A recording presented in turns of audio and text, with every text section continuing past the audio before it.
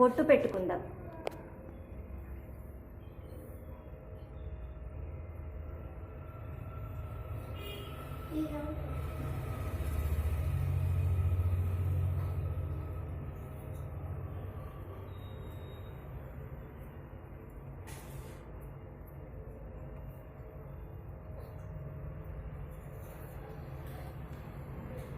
ఇలా మనం పెట్టేసుకొని మనం ముందు ఇక్కడ ఒక ముగ్గు వేసుకోవాలి.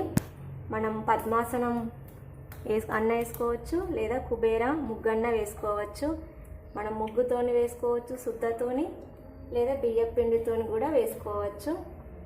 నాకు అవైలబుల్గా లేదు కాబట్టి నేను చాక్ పీస్తోని వేసుకుంటున్నాను. చాక్ పీస్ను తడిపి వేసుకుంటున్నాను.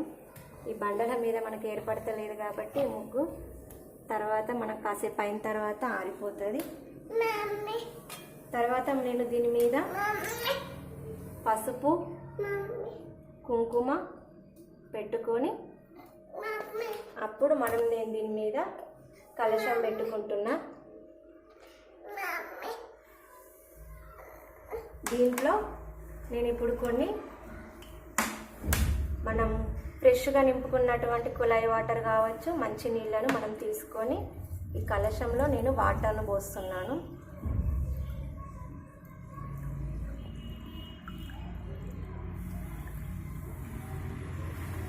వాటర్ని నింపేసి అందులో మనం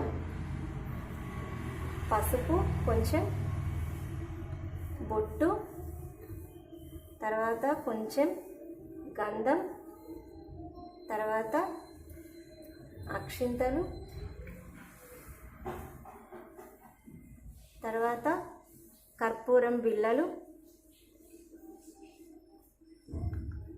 మన దగ్గర ఉన్నటువంటి రూపాయి కాయిన్ వేసుకోవచ్చు.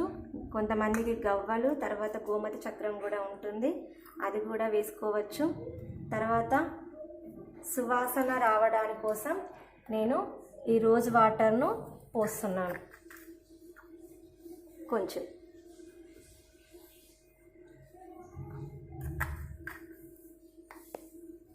ఇప్పుడు దీంట్లో మన దగ్గర ఉన్నటువంటి పువ్వులను పెట్టుకుంటున్నాం. నేను మందార పువ్వులను తీసుకున్నాను. మీరు గులాబీ పువ్వులను తీసుకోవచ్చు, అలాగే చామంతి పువ్వులను కూడా తీసుకోవచ్చు.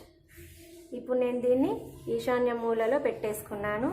ఇది మనం సోమవారం మరియు గురువారం రోజులలో మనం సాయంత్రం టైంలో పెట్టుకోవాలి. సోమవారం పెట్టుకున్నటువంటి ఈ కలశాన్ని గురువారం వరకు అలాగే ఉంచి గురువారం రోజు సాయంత్రం యథావిధిగా మళ్ళీ ఆ వాటర్ని పచ్చని చెట్లకు పోసి మిగతా అన్నింటిని క్లీన్ చేసుకొని మళ్ళీ ఎప్పట్లాగే గురువారం సాయంత్రం పూట మళ్ళీ కలశాన్ని ఇక్కడ ఈశాన్యం మూలలో పెట్టేసుకోవాలి. గురువారం పెట్టుకున్నటువంటి కలశాన్ని మళ్ళీ సోమవారం రోజు సాయంత్రాన్ని మార్చుకొని మళ్ళీ యథావిధిగా పెట్టుకోవాలి. ఇప్పుడు నేను ఈశాన్యం మూల అంటే ఎక్కడ పెట్టుకున్నాను అంటే ఇక్కడ డోర్కి ఈశాన్య మూలలో పెట్టుకున్నాను. నేను ఎక్కడ పెట్టుకున్నాను అంటే నాకు ఉత్తరం సైడ్ ఉంటుంది ద్వారము. ఇక్కడ చూడండి, ఇప్పుడు